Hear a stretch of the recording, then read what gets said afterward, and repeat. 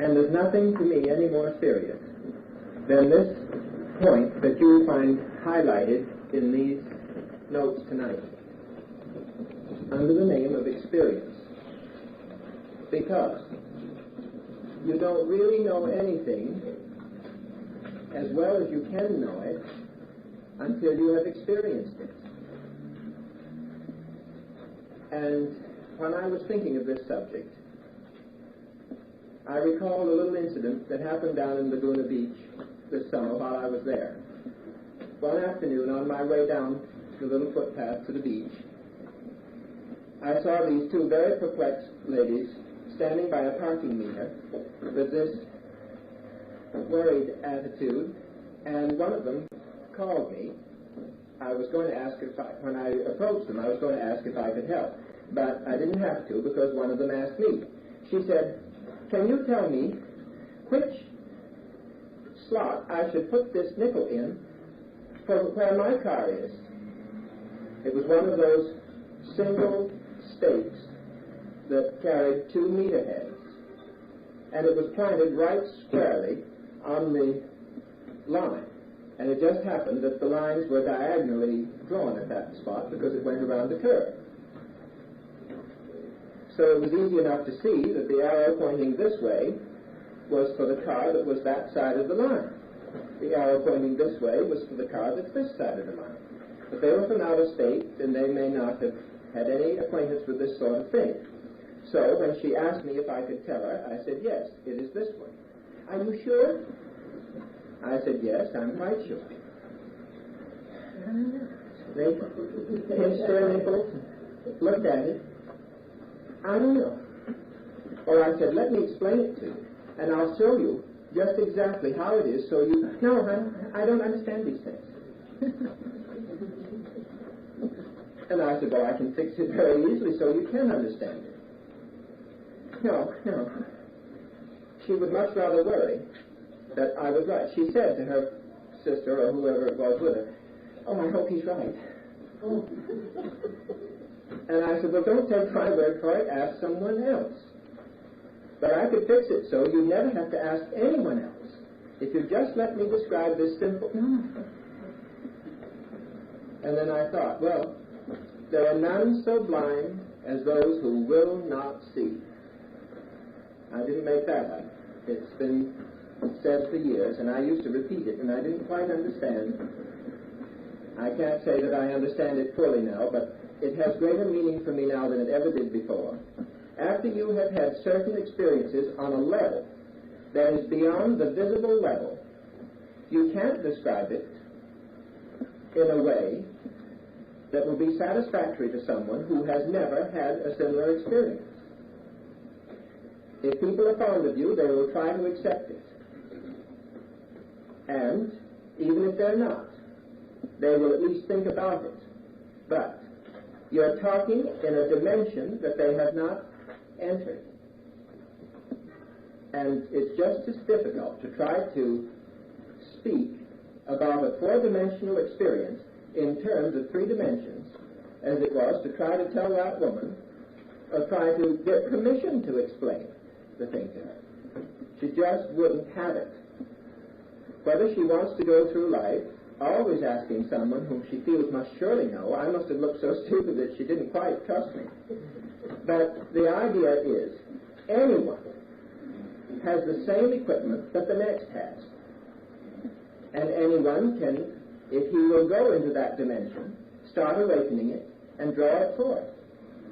But if he won't do it, if he's going to stay closed off in the dimension where he sits, he's going to sit and sit. And then he will complain and he will wonder, just as this woman wanted to go on wondering and pinching her nickel lest she squander one and it not be the right one. Well, we've got more at stake than a nickel in this thing. I don't mean just in this class. You all know what you've got in the class. But I mean in learning this sort of thing. Our very survival is at stake. And I think of Benjamin Franklin's quotation about experience when he says, "Experience keeps a dear school but fools will learn in no other, and scarce in that. For it is true, we may give advice, but we cannot give conduct. And that is the secret of the whole thing. Whether we're conducting our own exploration, whether we're being directed into something of ourselves, is the whole difference of whether we're succeeding or not. This is why in the first class, when I was telling you what you might expect in this class, I drew heavily on this idea that I did not choose to argue what other systems teach about these subjects. I'm here to teach it the way this principle unfolds it. I'm not here to pass judgment on the way anyone else teaches it. I'm not here to pass judgment on the way it has been accepted by anyone else. If you wish to do any comparisons, do it. But do it where it's productive. Do it in the realm of your own experience. Your own imagination is the experiencing faculty. That's where everything originates. And you may feel that you have experienced something when you've been thrown through it physically. But that is only reaping the carbon copy or the print of the actual experience of it in the depth. Now, experience is a very personal thing, and yet it's the most impersonal principle involved. When I say personal, it is when you have discovered your impersonal self. That is a personal discovery. Sounds like a paradox. But it is so much more intimate to you than anything that has ever been personal, that you will regard it as a personal discovery. Now, you have on your sheets a dictionary definition of the word experience. And it says knowledge derived from one's own action. Now, I didn't make that up. This is copied right out of Funk and Wagnall's Practical Standard Dictionary. It's the one that's prepared for the Encyclopedia Britannica. Scholars use it. Metaphysicians use it. Everybody in the world that's thinking on a certain level considers that the standard dictionary. All right. Knowledge derived from one's own action or practice, perception, enjoyment, or suffering.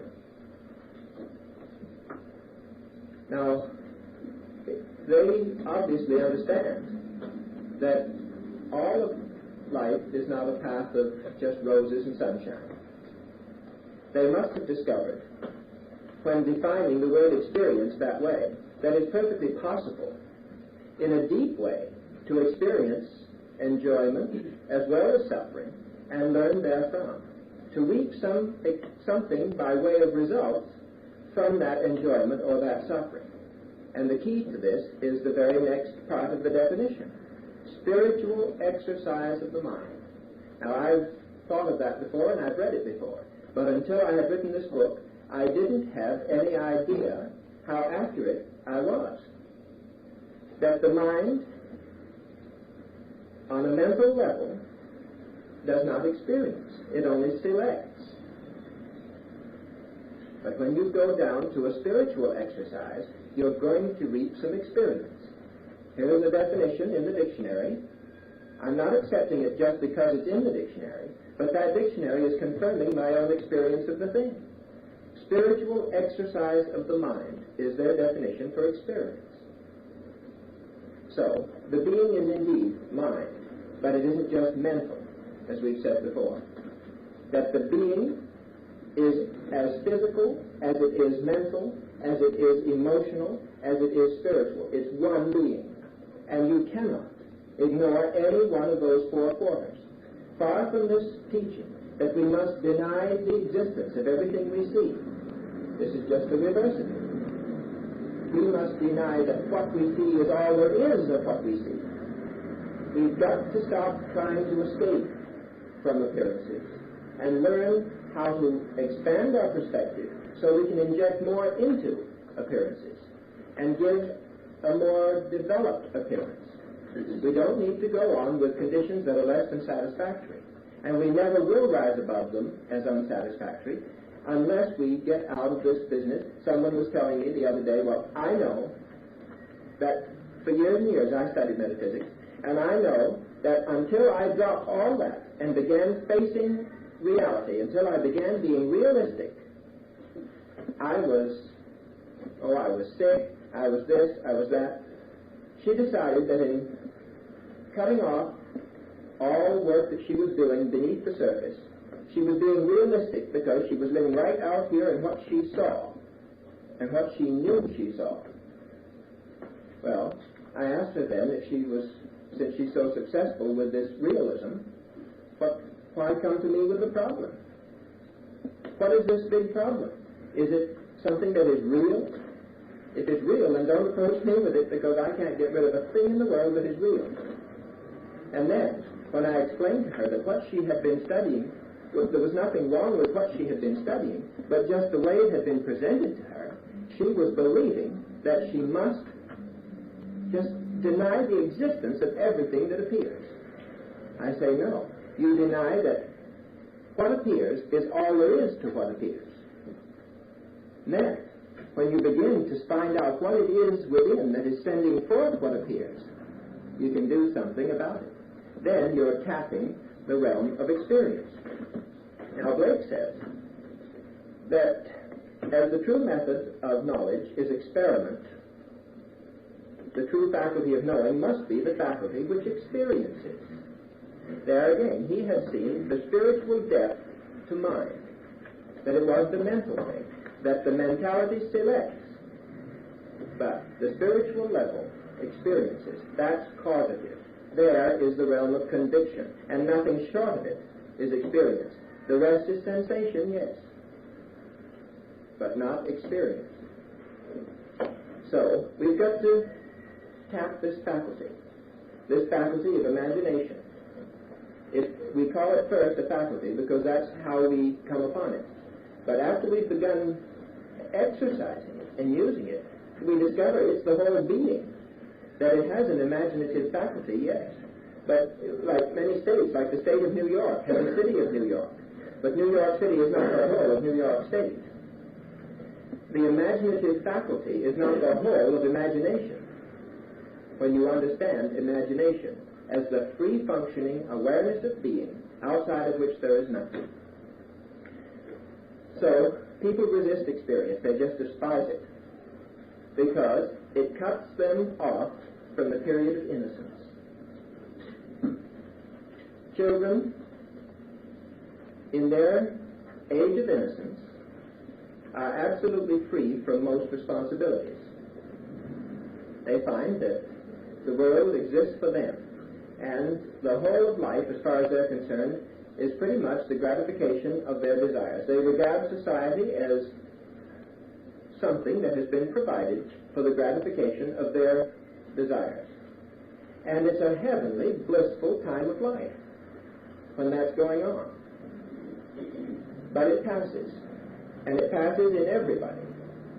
And it would pass, not without a few pains, but it would pass more easily if we didn't try to hang on and go on into maturity,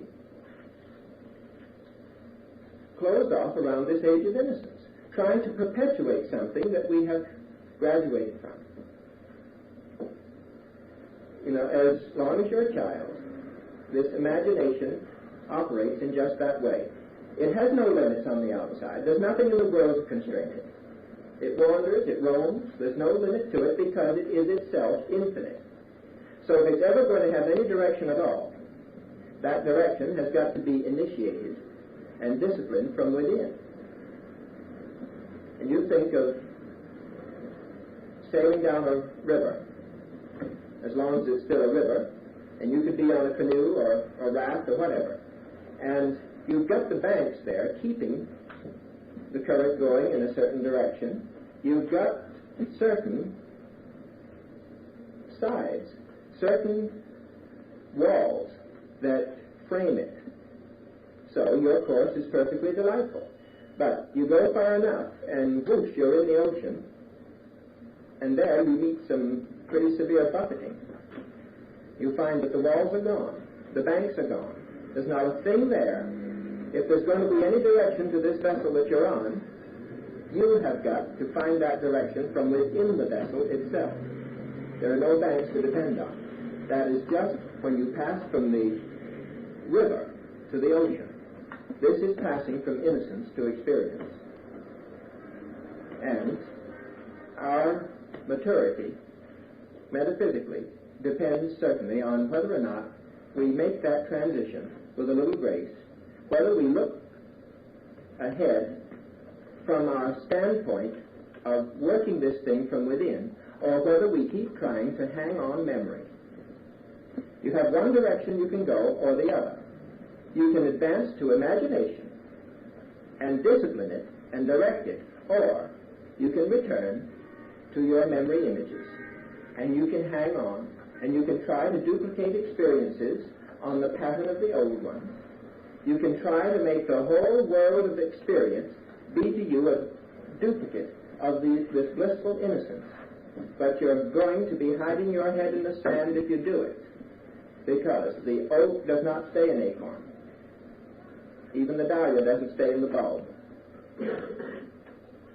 God himself planted himself in this concept of himself for the purpose of awakening. And it cannot stay asleep. It isn't going to stay asleep. And we can resist it as long as we will, and we can fight, and we can argue, and we can holler and resist. We're still going to awaken. As I said in this book, I quoted that little poem again of Ralph Hodgson. No, it isn't Ralph Hodgson. I found that out. I've been telling everybody this is Ralph Hodgson's poem. It isn't. It's Harold Monroe. Anyway, it's written about the same period. It's called The Rebellious Vine. It says, one day the vine that clomb on God's own house cried, I will not grow, and I will not grow, and I will not grow, and I will not grow. So God leaned out his head and said, you need not. Then the vine flooded its leaves and cried to the winds, oh, have I not permission from the Lord, and may I not begin to cease to grow? But that wise God had pondered on the vine before he made it. And all the while it labored not to grow, it grew. It grew. And all the time, God knew. Now, the reason I love that so is because people have been told that they are the habitation for God, that they are God's dwelling place. And even though they believe that, that's the vine that climbs on God's own house.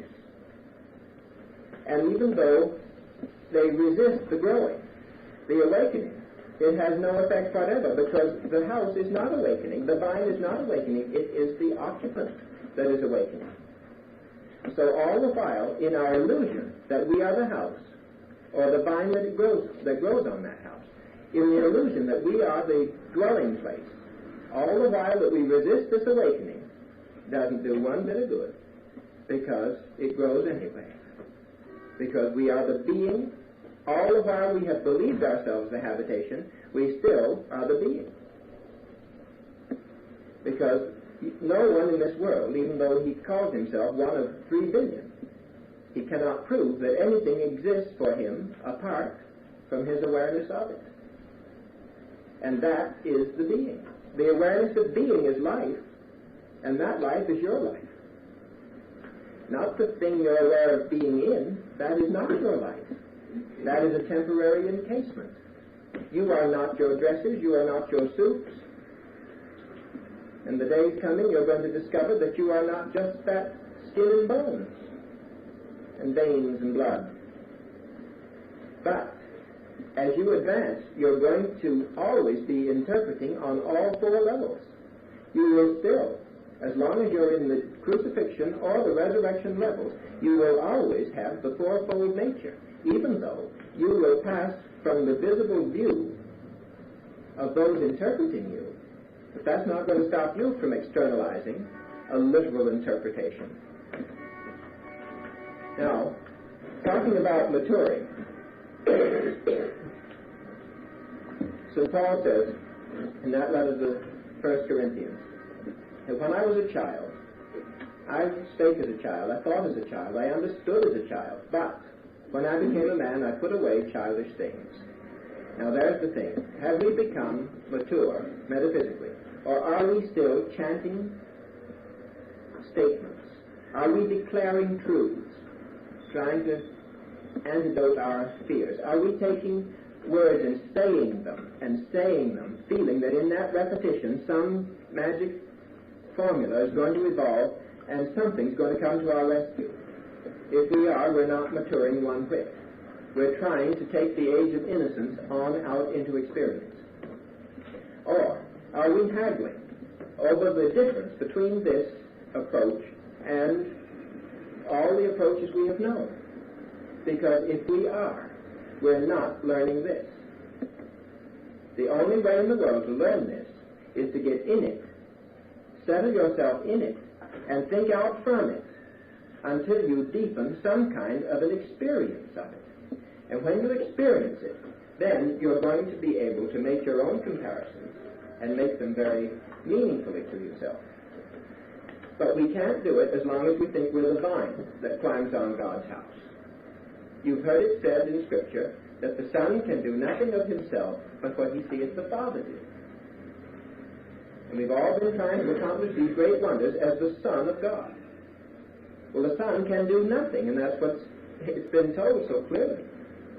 The Father who dwelleth in me, he doeth the works. And the Father's name is me.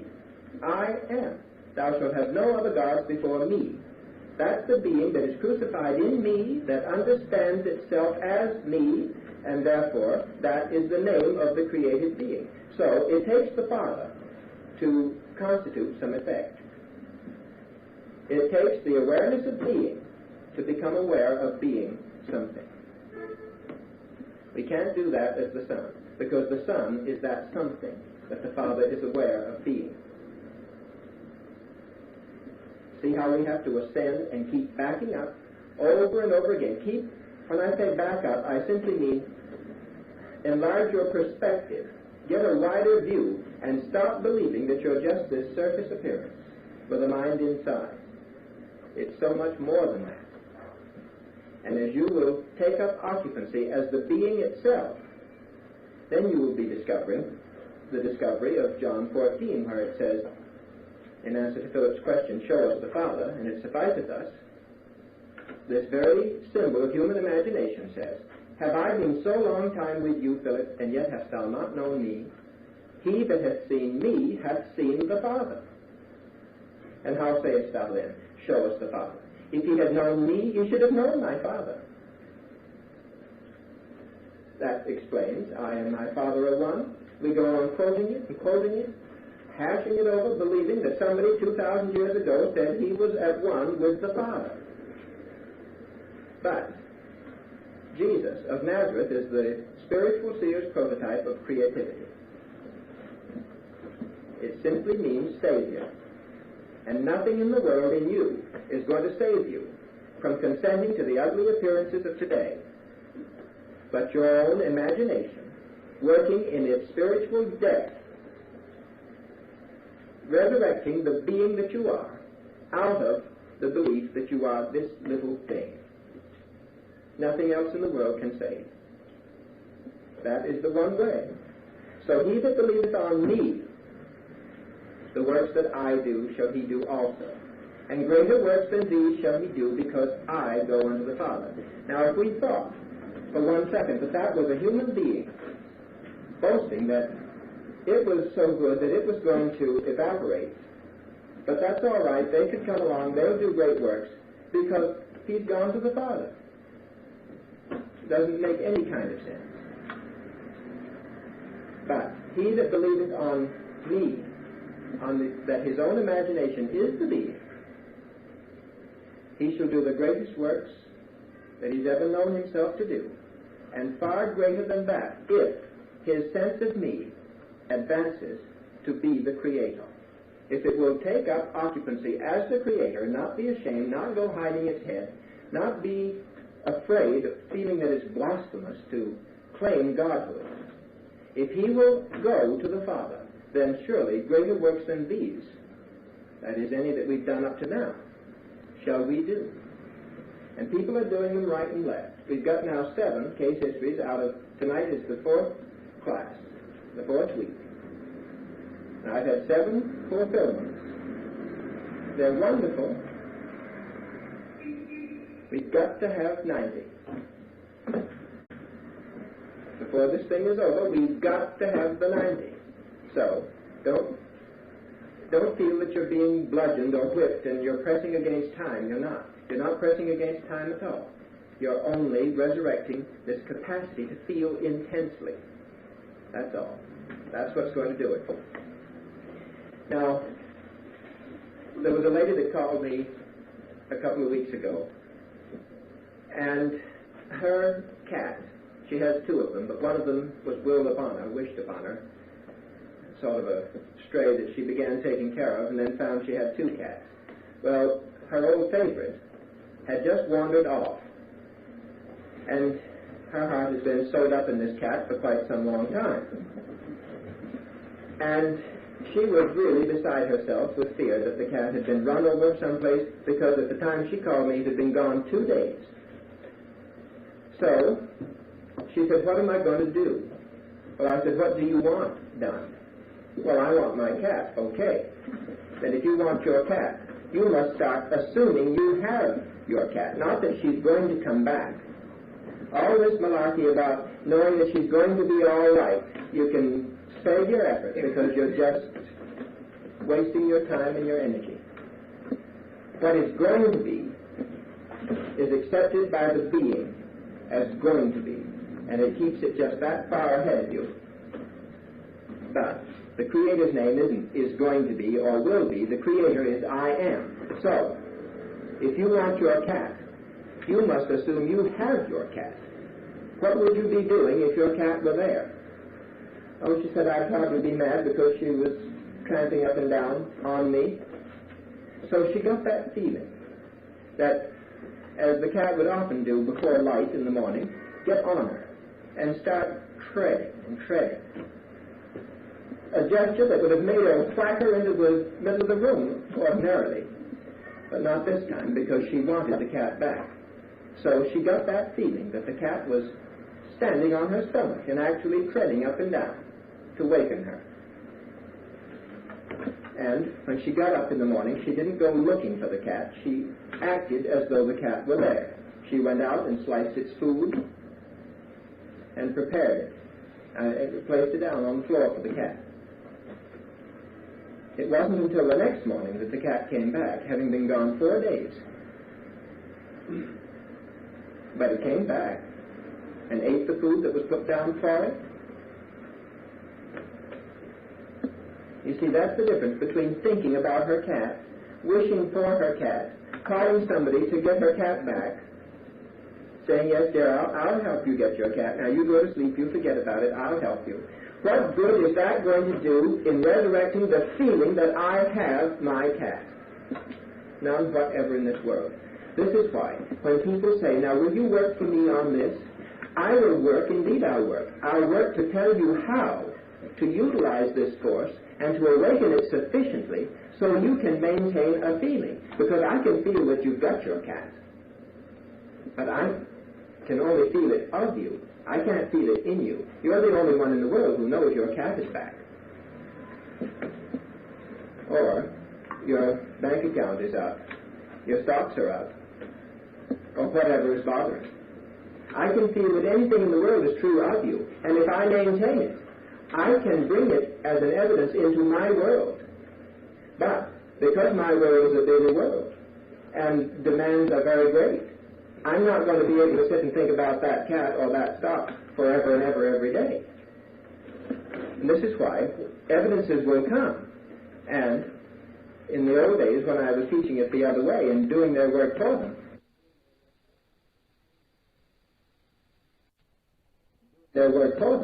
evidences would go. And these relapses came along. I'm not working that way anymore. I want permanent results. So that if I can show you how to erect a feeling of persuasion, you're never again going to be in a position of standing and pinching your lip and wondering if they're right. That poor soul, if she had only been willing to learn, if she'd only been willing to discover what the secret was to knowing whether her car was in the right place or not, she would have been so relieved.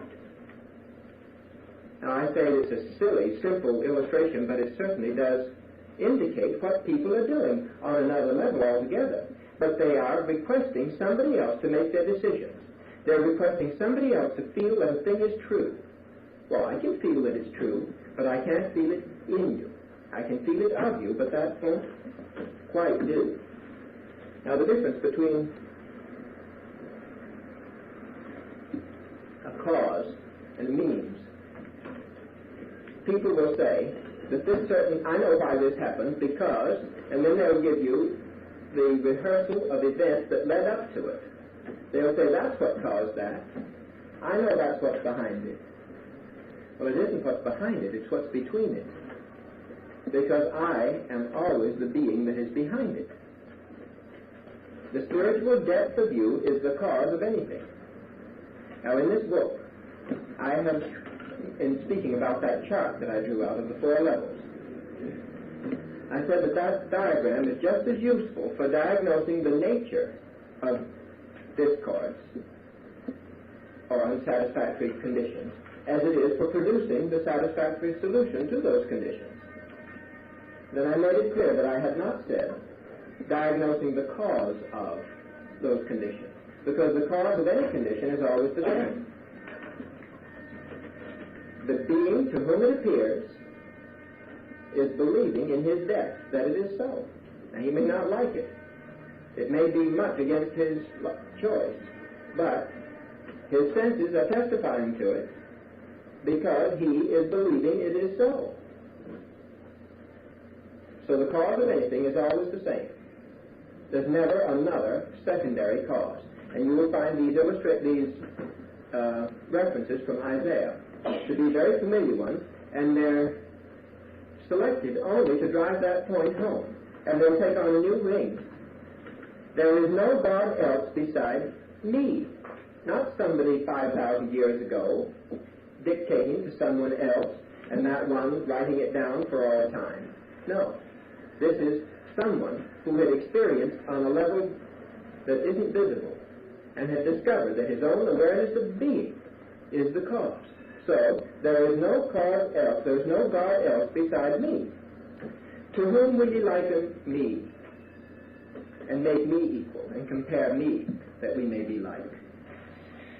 Albeit, to whom? Just ask yourself, when you're placing the cause for your discomfiture, ask yourself if that is quite the end. Isn't it more your acceptance of it as the cause?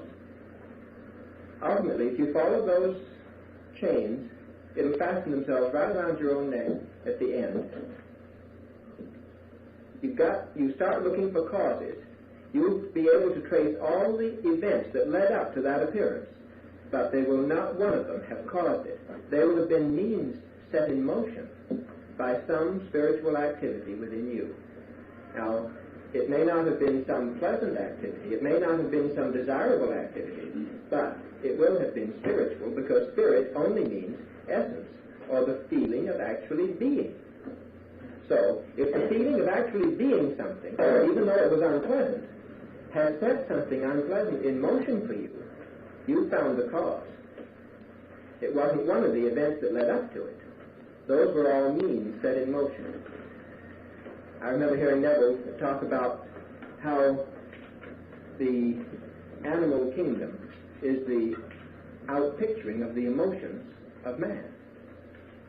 And that you can trace it through from earliest records, the kind of animals that populated the earth. You could see the thinking that characterized that appearance. And then as the mind of man developed more facile ways for its own direction, the animal world began domesticating. You began changing quite considerably. Well, then they would say, well, the Ice Age caused the disappearance of the dinosaur and mastodon.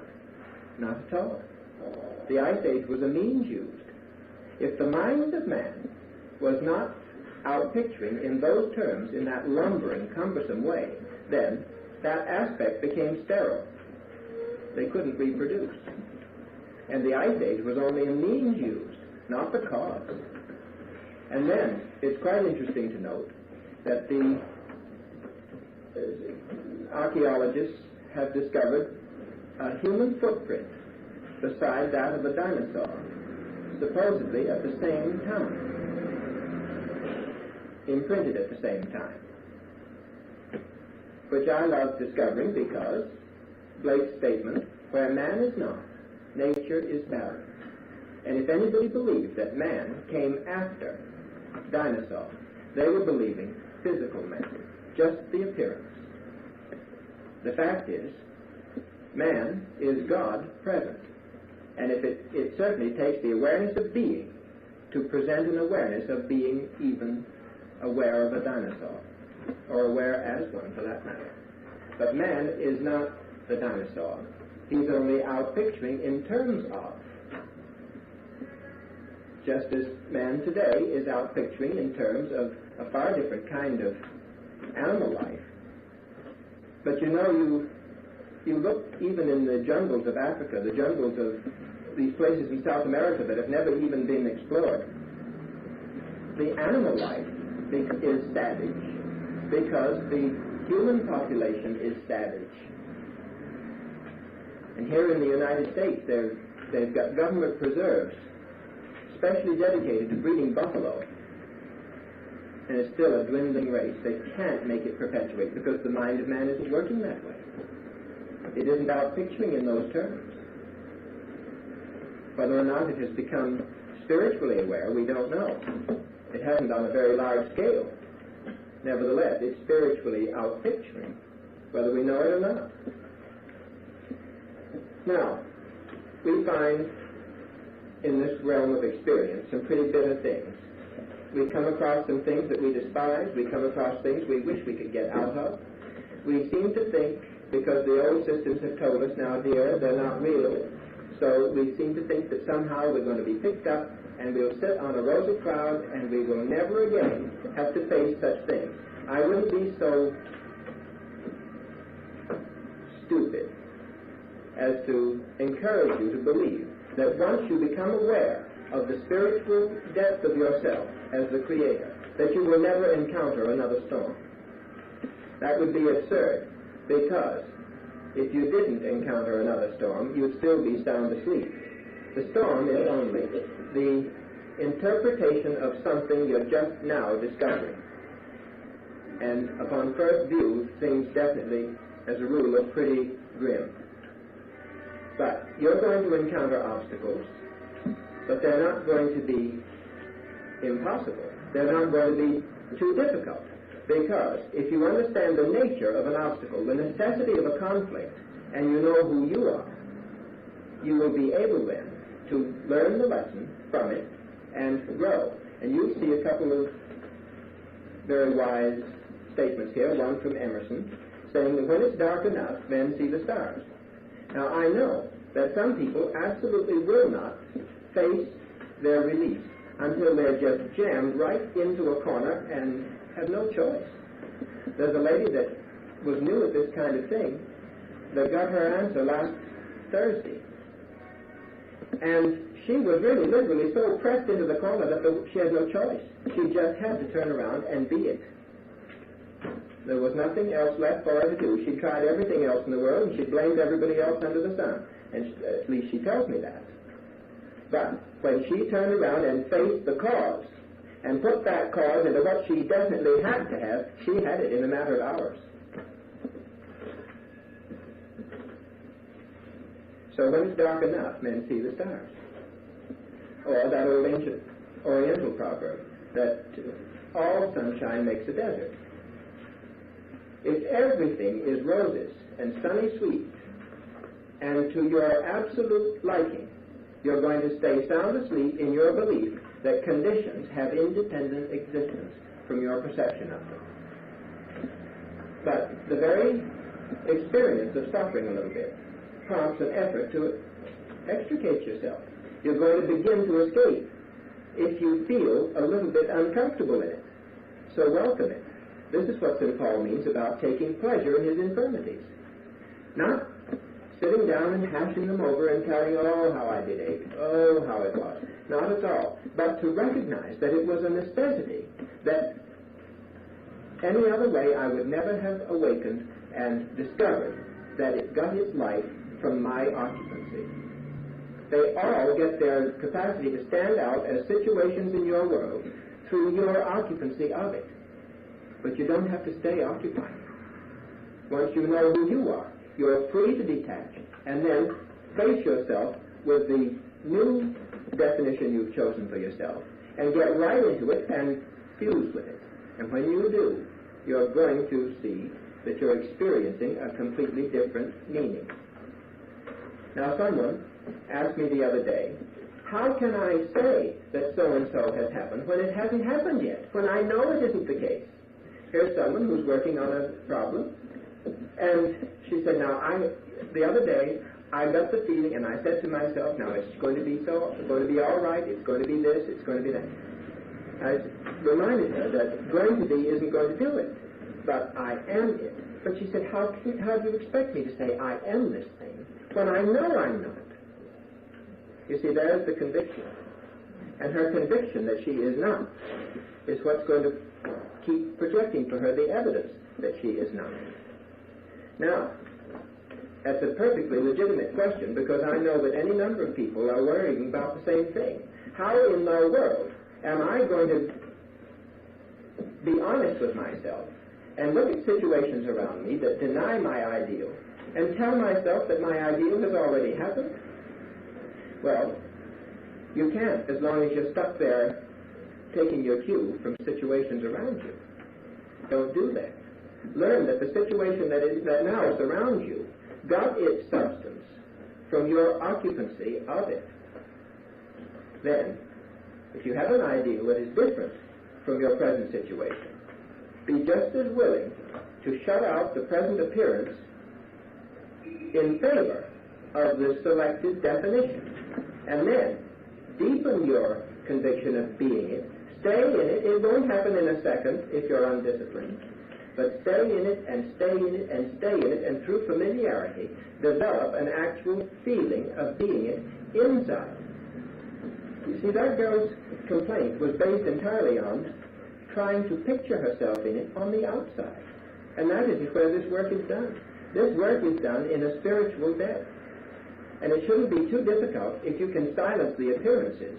It shouldn't be too difficult to get the feeling that you are already what you want to be. But then, when you come out of it, don't compare it with this and say, oh, it didn't do any good. Because that isn't where you're doing the work. Develop your conviction and stay with your conviction until it has become inviolable. When it has become a conviction that can't change, you'll be seeing the evidence of it. Now, there's the technique. Construct your scene. But once you've built it, get into it and be the life of it. Don't take your cue from the outside appearances, because those outside appearances are only telling you what you believe. So if you don't like it, start changing your belief. And don't think you're lying to yourself if you start telling something that the senses don't testify to. You're lying to yourself all the time anyway. All the time that you're believing anything except that you are God and there is none else, you're lying to yourself. So be willing to tell a different lie. Any objectified state is a limitation of the being that occupies it. So you're lying in a way. You're giving your whole reality to believing that you are this one little thing. However big, related to today's standard, it might seem, it is still a limitation of the being that occupies it. So be perfectly willing to tell that lie, because they're all lies, if they stop short of the recognition that you are the total life that anything in the world can ever have. So once you've constructed your scene, occupy your scene, stay in it, be the life of it, and don't take your cue from the interpretation of it. Keep your cue, make it rise from your own feeling inwardly that you are it. There's the thing to watch. Don't compare it with the outside, because once you've got this as a conviction, it'll give evidence in the outside. Now, here's a little punchline from Isaiah. indicating the necessity of experiencing it yourself.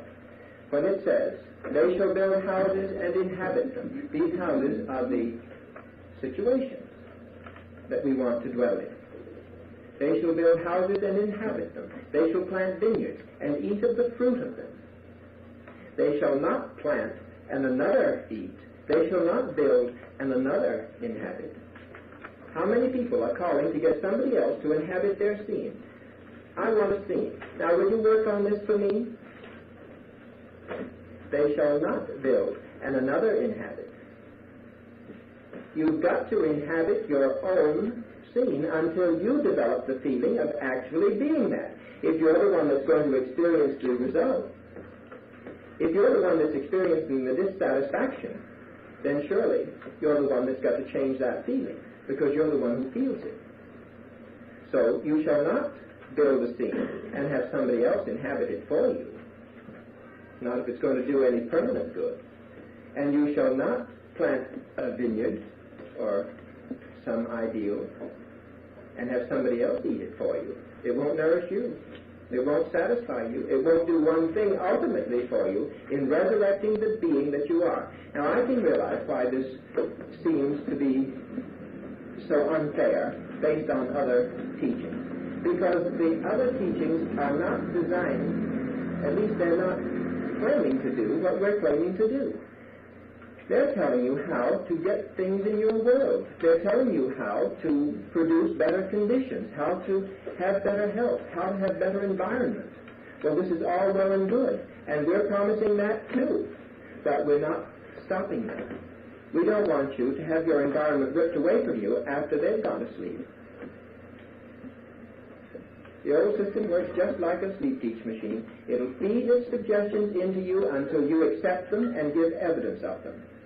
But because you have no conviction of having originated that thing from within, it can be wiped away like a flick of the wrist.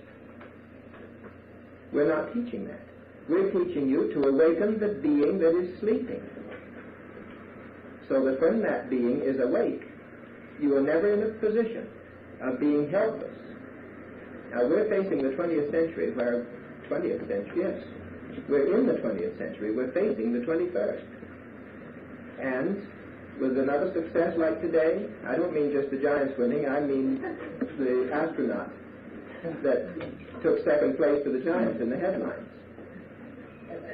We're traveling through space. We're discovering realms way, way beyond anything that we may have believed before.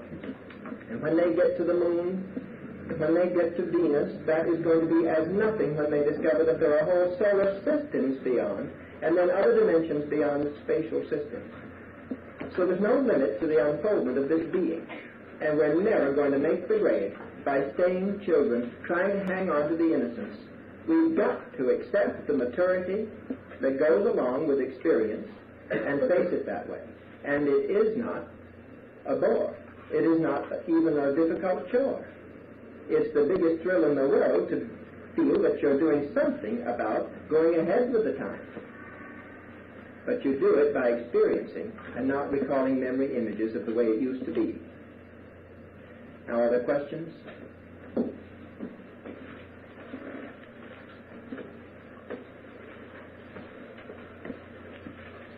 I repeat, if there are any questions, please ask them in this period, because I shall not stay to answer them afterwards. I've been pouring it forth all day. I'm perfectly willing to pour it forth all day. I love it. And I pour it forth during here, and I love it. But there is a period provided. Now, if there is a question, please let's have it. So I would like to know why in the book of Genesis, in the first account of the creation, it says, let us make man. Good. The question. I would like to know why in the book of Genesis, in the account of creation, it says, let us make man. Because the being itself is fourfold. All the way through, you're going to find those 7 steps of creation. They're just 7, they're not days at all, as we understand days. They are steps taken in bringing forth a conceived idea into visible manifestation.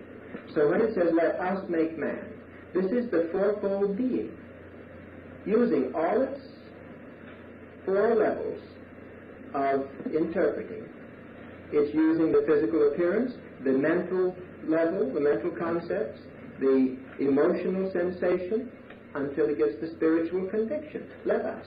It's one being, but it has those four functions. It sounds so contradictory to say God said, and God did, and God did, and God said, and then come around and say, and God said, let us. Up until that time, it was just God did. But God is the awareness of being. And if it's going to have manifestation, it has to have discovered greater depths to its own being.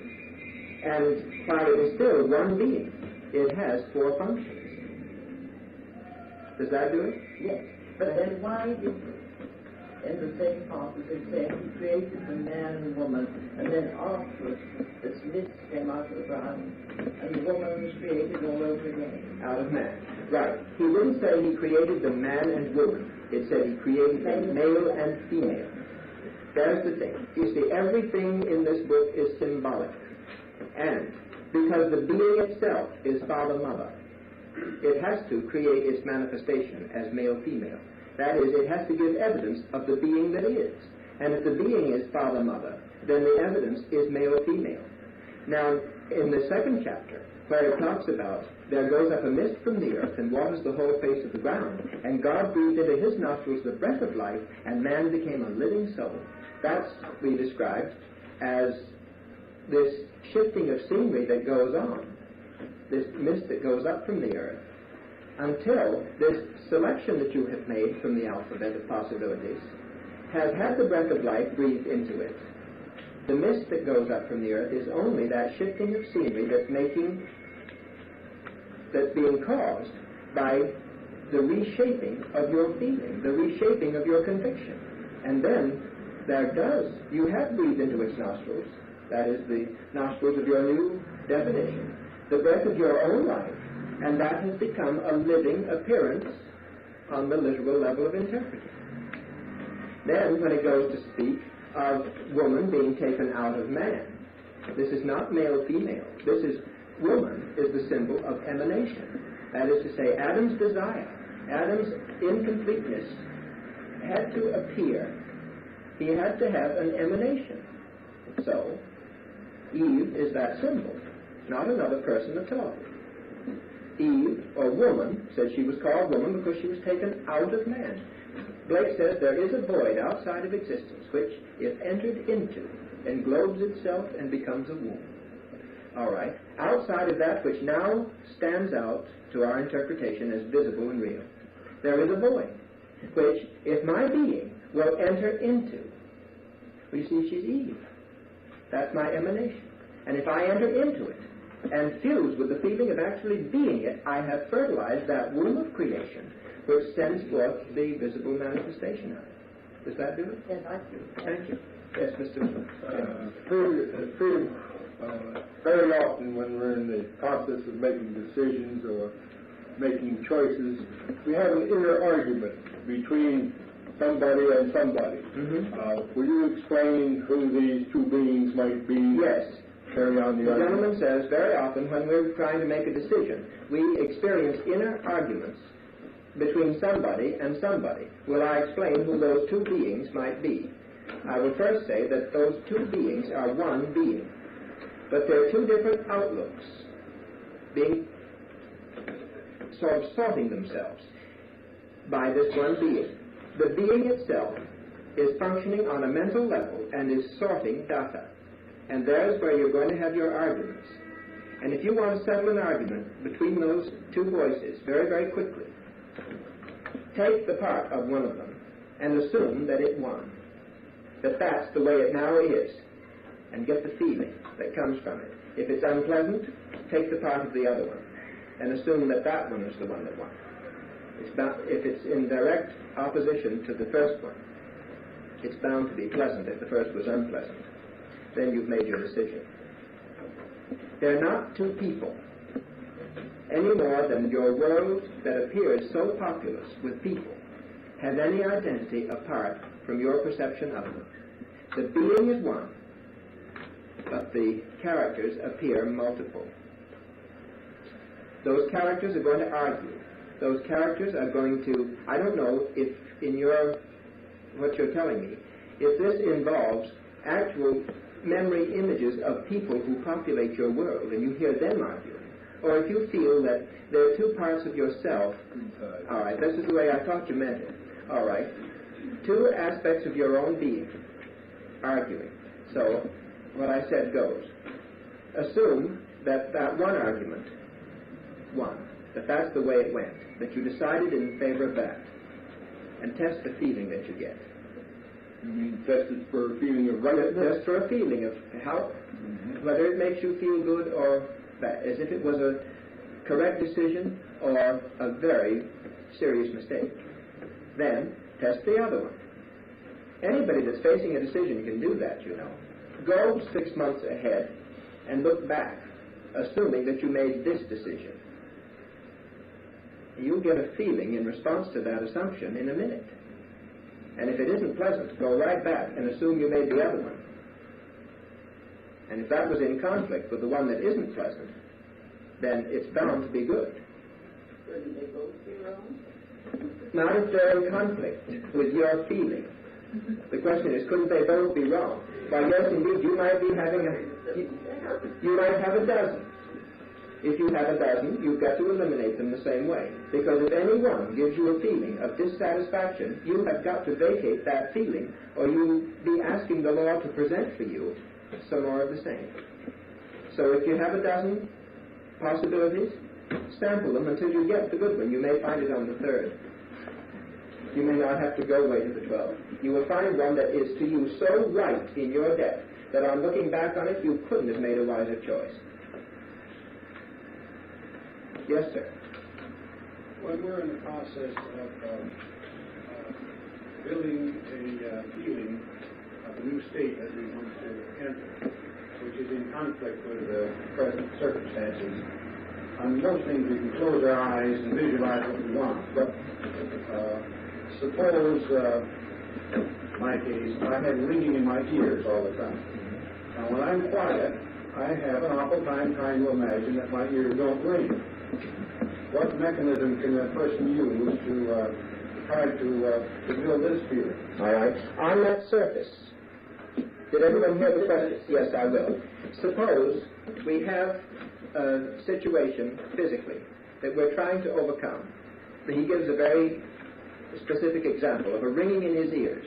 It is almost impossible for him to get quiet and imagine that he doesn't have the ringing in his ears. How can we go around that? First of all, the ringing is happening in the same mind, the same surface that you're trying to quiet. And if you really succeed in getting quiet, the ringing would go. But I have a much better solution for that. Is it a hissing sound? Partly. A ringing hiss. Well, this is not my experience, but I will tell you how Neville answered this for a woman. She complained about this ringing hiss in her ear.